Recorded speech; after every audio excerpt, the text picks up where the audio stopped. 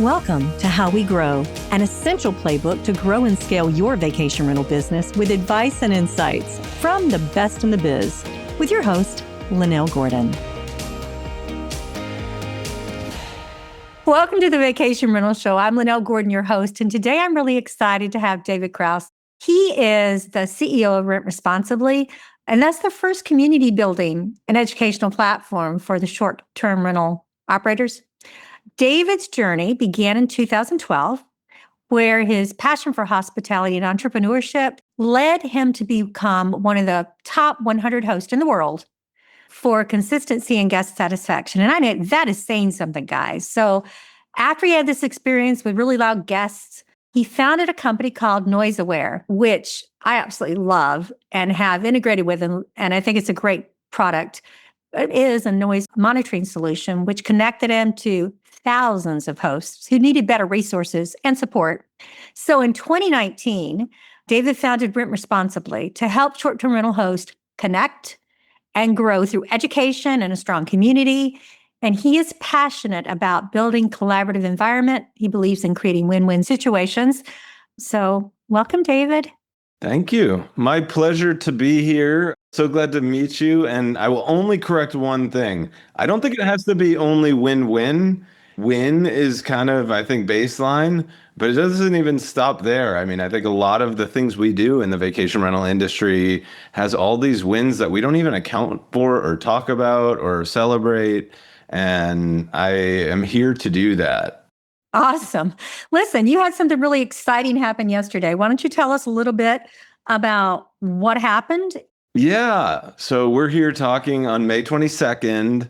For your pod listeners, whenever you're getting this, it will be after today, I'm sure. So now live and publicly available and very much off and running is an organization called the Right to Rent Collaborative. So the Right to Rent Collaborative is a 501c6 trade association dedicated to ensuring that vacation rental advocacy is well funded. There's a lot more information, a lot more things we could unpack, but r2rcollaborative.org would be where you can get all the info. But the long and short of it is we've recognized, this is me speaking as Rent Responsibly, we've recognized over the last 5 years that our industry has really grown a lot. It's matured a lot, both on the technological side and the sophistication and the traveler expectations, on and on. I'm probably preaching to your audience choir here. But what we haven't innovated and haven't solved is how do we get hosts, owners, and managers from all across the country, there's about 1 million of us, into a network that can ultimately help accelerate the education, right? How do you get good education to each and every person, especially the new hosts, right? There's no driver's ed for hosts out there, not yet anyway. And ultimately, advocacy is one of the challenges of our time. The regulatory environment continues to be the one reliable graph that is up and to the right. Year over year, there are more jurisdictions picking up and either revising or creating new regulatory frameworks or policies or blah, blah, blah. But it's also heading up to the state level. So back to the Right to Rent Collaborative, it's an independent organization with a wonderful board, one of whom is Scott Leggett, who we were just talking about. I love that man. And effectively, this idea of keeping advocacy and really statewide associations where the regulatory issues are primarily being driven, getting 50 states, 50 state coverage with state level associations is one of the goals of the organization, and funding them to do that so they have staff, right? We've relied on volunteers. What my coworker Dana calls the 25th hour of the day is where you find your advocacy time. But anyways, the Right to Rent Collaborative is really what if it was easier? A solution to funding state associations that can also have chapters down to the local and the mechanism for it. So corporations, vendors, housekeeping companies, all the way to Vrbo and Airbnb and Inhabit and many other organizations have chosen to contribute donations to the trade association. So yesterday we announced $188,000 from founding donors. Wow. Fantastic. Woohoo. So Rent Responsibly as the management provider, so we're the association service provider, making sure that everything goes well and grows and follow the strategy of the board. Our goal is also to make it easy for hosts, owners, and managers to contribute to the Right to Rent Collaborative. And the way to do that is going to be through your property management software system. We have a system that basically integrates with all of them. Within the next couple of months, they will all be up and running.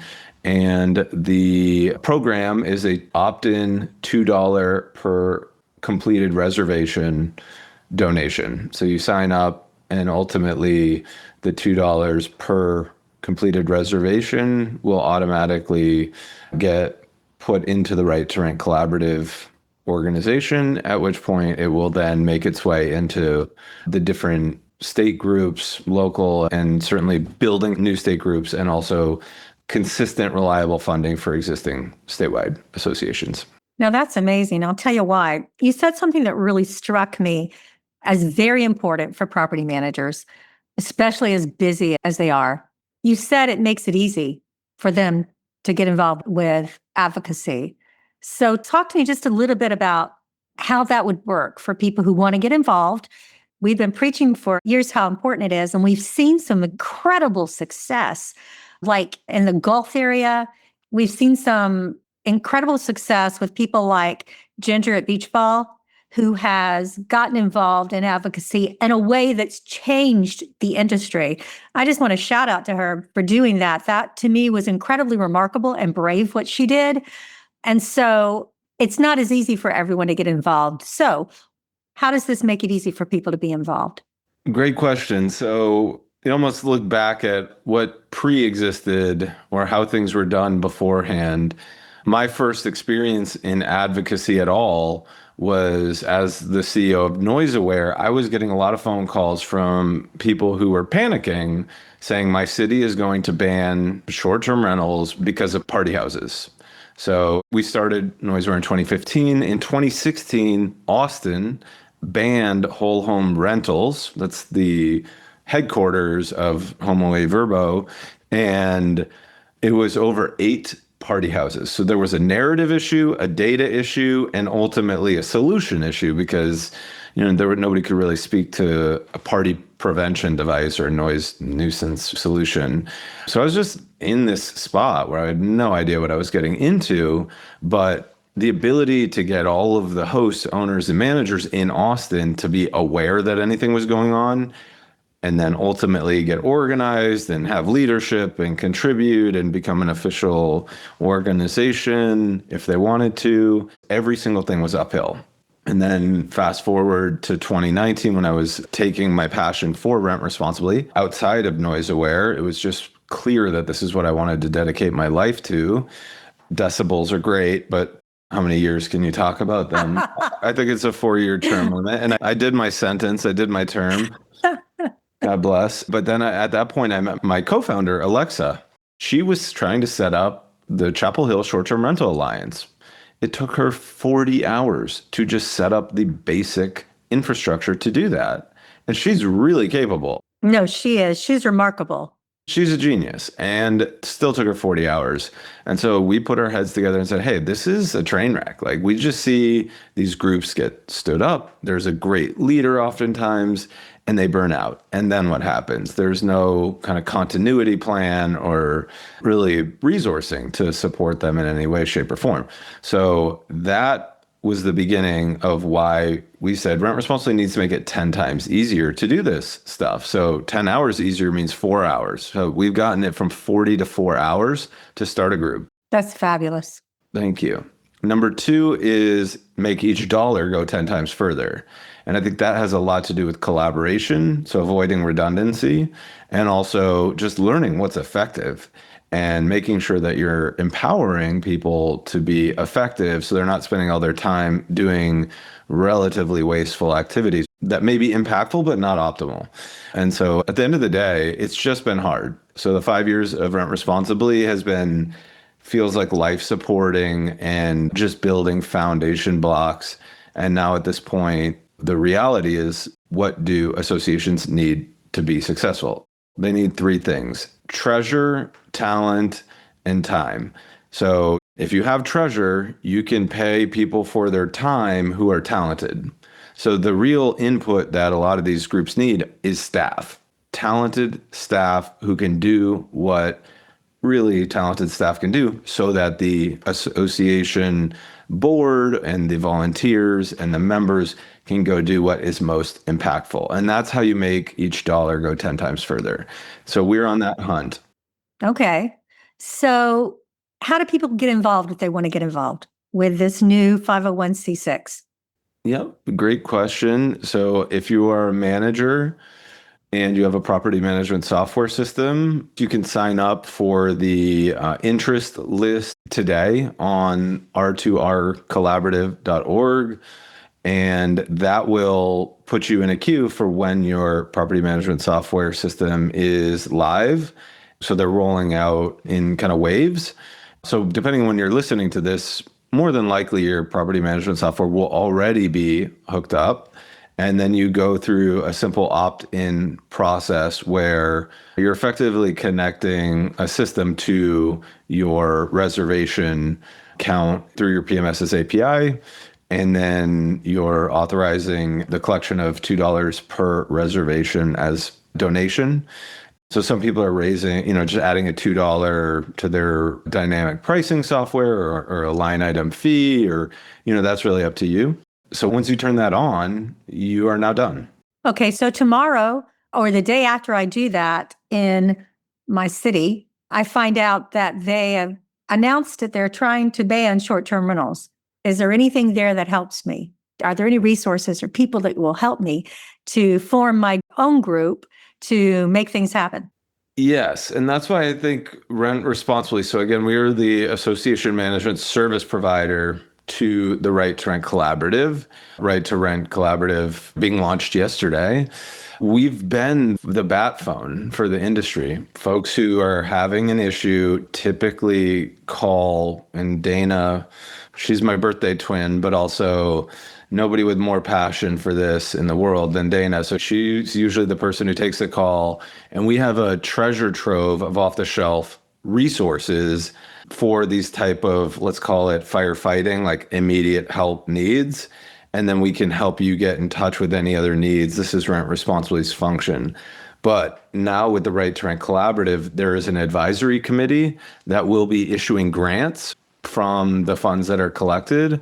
And so there's a grant application process as well. So the idea is rapid infusion of capital where needed, and then long-term sustainable capital. So less and less firefights, more and more fireproofing.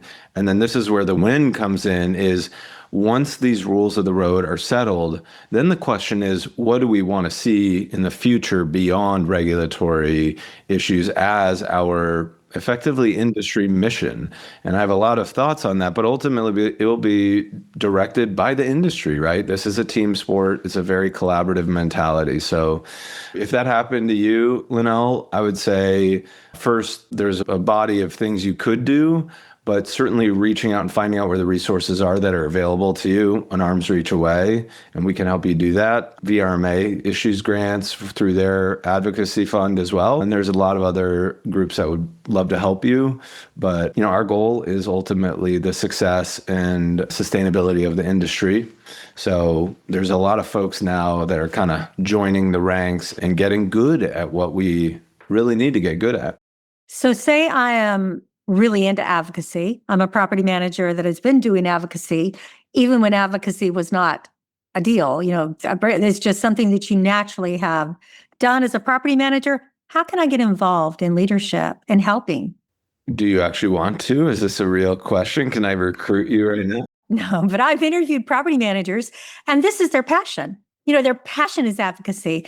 And I'm like, say I'm one of those out there that are quiet, and I keep in my own lane, but I'm very passionate about advocating for my area. And I've created, already created groups I have experience. Do you need help? Do you want them to reach out and say, hey, I do this for my area. If you need something, here I am. I'm a volunteer. Or, maybe you need someone. If they want to get involved, is there a process for that? Absolutely. Think of it as a continuum. So the intent to get involved is the inspiration. It's almost like the traveler journey, if you will. So it's like, oh, I want to do this. I'm going to go to whatever search engine or call somebody who I know who has done it before.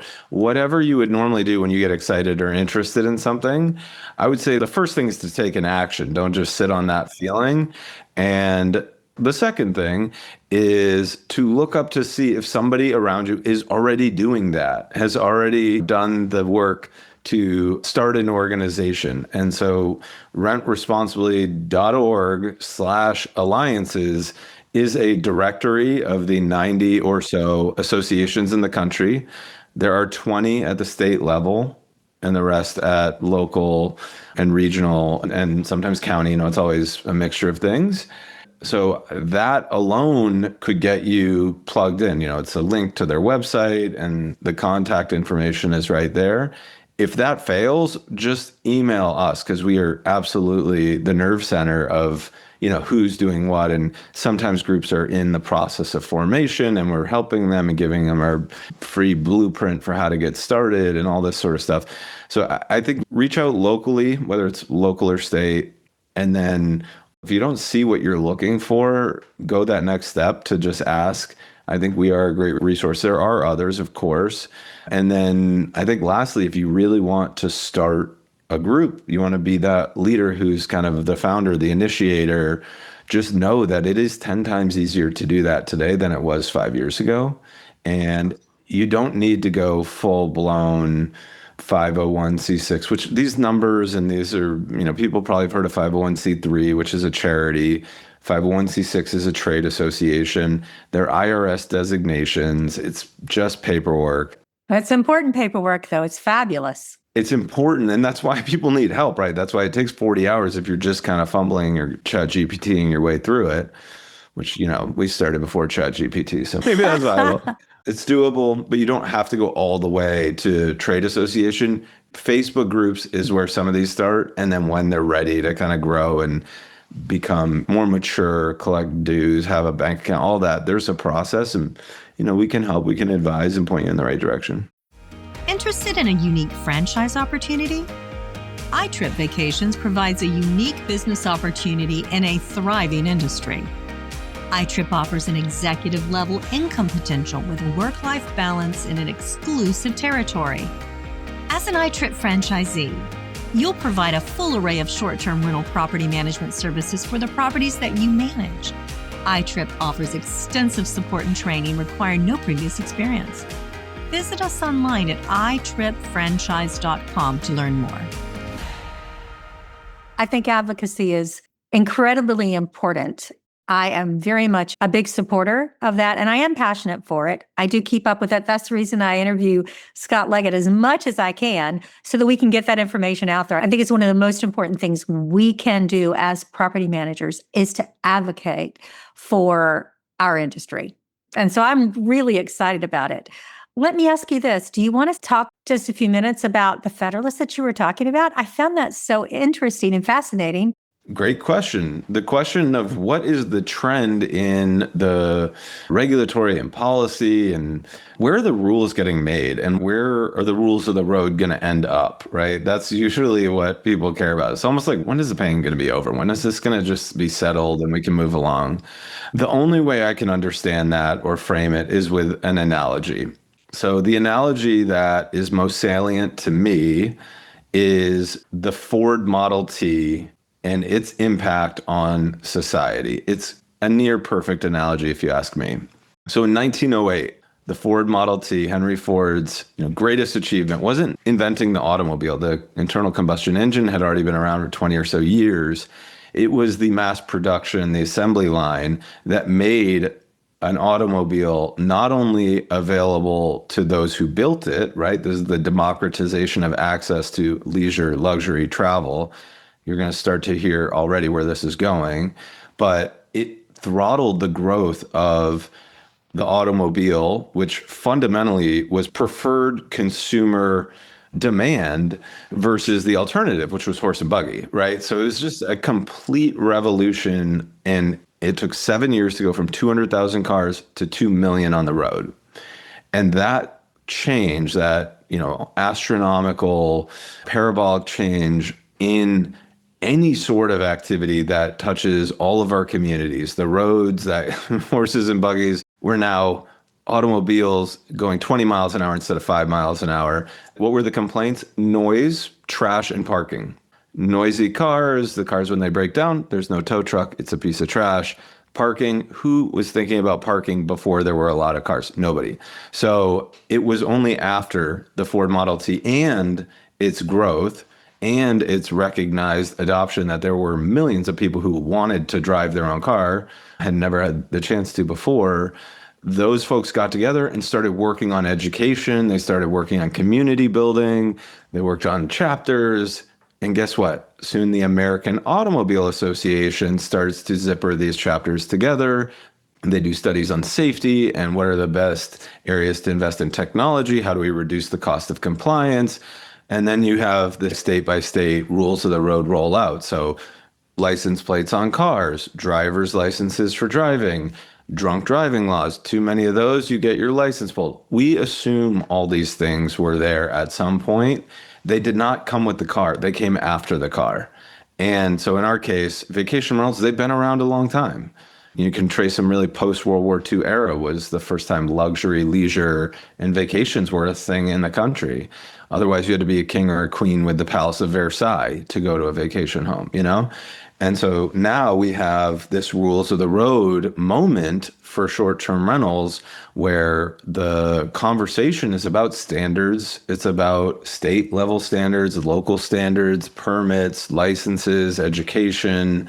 How do you revoke a permit, enforcement? It is an exact parallel, except we're going 10 times faster now. It took 30 or 40 years for those rules to get hammered out. I'm saying 3 to 4 more years, and we should have a lot of this stuff in our rearview mirror, pun intended, and we should be cooking. I mean, it's at this point, we need to think about how to make this easier, faster, and at scale. And I think we can do it. We're well poised to do it. We fundamentally have enough passionate people, all in agreement. The industry alignment is there. That's just fabulous. I just want to give you kudos for all the work that you've done to put this together and all the thought behind it, your team and your collaboration with other people. I think it's remarkable how much you've gotten done in the last 3 years. Think about where we were 3 years ago. Think about where we were 5 years ago when we first started thinking about giving $1 per property management company in order to do that. I think that was Scott Leggett's idea. He and Tiffany. Mm-hmm. Yeah, he and Tiffany. But Scott, that's always been his strong suit, is being able to find how to create new revenue for property managers. That was really his thing before he took over this advocacy position that was offered to him. And I mean, he's been an advocate for the industry for so many years, but I'm just really impressed with how far you guys as a team, when you teamed up and how quickly you put that together. So congratulations on that. I know I'm going to talk with Scott more about it so he can give us his spin on that, but I really appreciate all the work that you guys have put into it. Yeah, and I'd be remiss if I didn't shout out the other board members. So Scott was the initial conversation that, I was like, do you guys think you can do this or support this? And I said, well, only one way to find out, right? Let's try. But everybody has said yes, literally all the way down to the advisory committee. So on the board, it is Julie Marks, the founder of Vermont Short-Term Rental Association, is the president. The other board members are Margot Schmorak from Hostfully, who was a part of the original instance of Right to Rent. And then Amber Knight, who is currently with Bookings Cloud, who's just an industry maven as well. And so we have these fantastic and really bright and hardworking board members. We just support them. There's now a advisory committee that really looks at what are the opportunities for the funding and how do we make sure that we have really good transparency and reporting. So there'll be quarterly impact reports and an annual report. And I think that's part of education, like what works? What could we improve? Let's get other people involved and interested in how they can use their time, treasure, or talent to improve these processes. The flywheel is definitely spinning, but it's spinning because of a lot of passionate people who are talented and put their time in. Now we are making it easier for other people to put their treasure behind this flywheel. And ultimately we all benefit because, we are a rising tide industry. Not a lot of us compete against each other, but I'm speaking as a property manager. I'm no longer a host, but you know what I mean. Yes, completely. And I agree with you. Is there any advice that you'd give property managers today? We know advocacy is important. We know that this could come to our town. This is like what we hear all the time. I'm not belittling it at all. But what property managers really don't have is a lot of extra time. It's just a fact of life. Property management is time intensive and things come up. And you can't prioritize volunteer things consistently. So what I would advise any property manager to do is realize that talent and time are very welcome at the proverbial table. But we need to be thinking about the future of the advancement of this industry as a professional endeavor. And what does that look like? That means that people writ large are contributing to their state, which ultimately will have chapters down to wherever you are, or however that shakes out. That organization is going to protect you, help you level up the industry, bring those standards about, bring the studies about, but it really just takes treasure at this point. The way to contribute, if you're not contributing already, is ultimately by donating a fraction, $2 per reservation, if you choose to do it that way, to the general cause. And there will be downstream benefits, and we don't need to go into that right now. But the fundamental reality is it's now easy. It didn't used to be easy to contribute. I mean, your guest is ultimately paying that $2.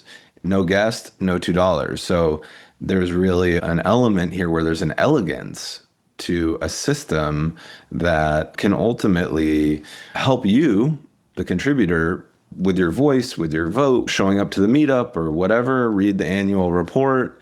You will be able to contribute in bite-sized ways. We no longer are really asking from people things that they can't possibly do sustainably. So it's all about sustainability. Put it into your budget, put it into the $2 per reservation. And look, you can directly give the money to your association. You don't have to use the system. You can give it to the VRMA and their advocacy fund. They have different things that they're focused on. But we really have an opportunity for everybody to easily contribute. And I think that's my message. You have a way that people can truly make a difference with just those $2. By creating the platform for scalability, we can quickly gather monies enough to combat what is happening today in vacation rentals. So I think that is remarkable. Creating scalability for any business owner is where we go. We want to be scalable. It's the only way you can grow your business. But being scalable in advocacy is like exponential in what can be done. Because like you said, you can deliver monies quickly. You can deliver what they need in certain areas to help immediately. So that's really 3 years, like you said. It's not going to take the 40 years it did for the vehicle. We don't have the time, frankly. Yeah, we have so much regulation right now. And I mean, it's down to the HOA that I am a part of in Dallas, Texas. I think anybody that is interested in advocacy or is a leader in trying to make sure that things like that are taken care of, you're probably on those boards too. They wanted to outlaw being able to do short-term of any sort rentals. I think that everybody has seen it. No matter where you are in the industry, you've seen some sort of regulation come up. So I hope that you'll be a part of this. And I hope that if you have any questions, can they reach out to your team? How would they do that? Sure. Send me an email. I will make sure you're taken care of. So that's david@rentresponsibly.org. Happy to help. Even if we don't have the answer, usually we can find whomever does. Even if it's to connect with folks in your area, our network is quite significant at this point. And I do want to end on a positive note, because that's another one of my pet peeves is we're talking about advocacy and regulations and things that even I was like, why do I have to talk about? I mean, even noise was felt that way. And that's not why people got into this business. That's not what animates us. We're hospitality people. We want world-class experiences for all of our guests. So what I want to say here is that if you take the really long game, we have that Ford Model T analogy on our side. The better and more consistent that vacation rental, short-term rental experiences get for guests, the more adoption and probably readoption we will get of our category, because a lot of people have had bad experiences and read, all those silly headlines that are half true at best. And the automobile over the 100 years since 1925 became the same way that dramatic, almost vertical scaling curve of autos getting onto the streets. There was a downward sloping curve of how dangerous it was to operate an automobile. So the biggest policy success of the 20th century is largely considered automobile policy, because it made this traveling thing that people wanted to do so much safer. Think about anti-lock brakes, airbags, seat belts, all this stuff. It came from within the automobile industry. So we already have all the answers. We don't take, deaths in automobiles as the proxy. It's frankly just cohesion and harmony with the community, period.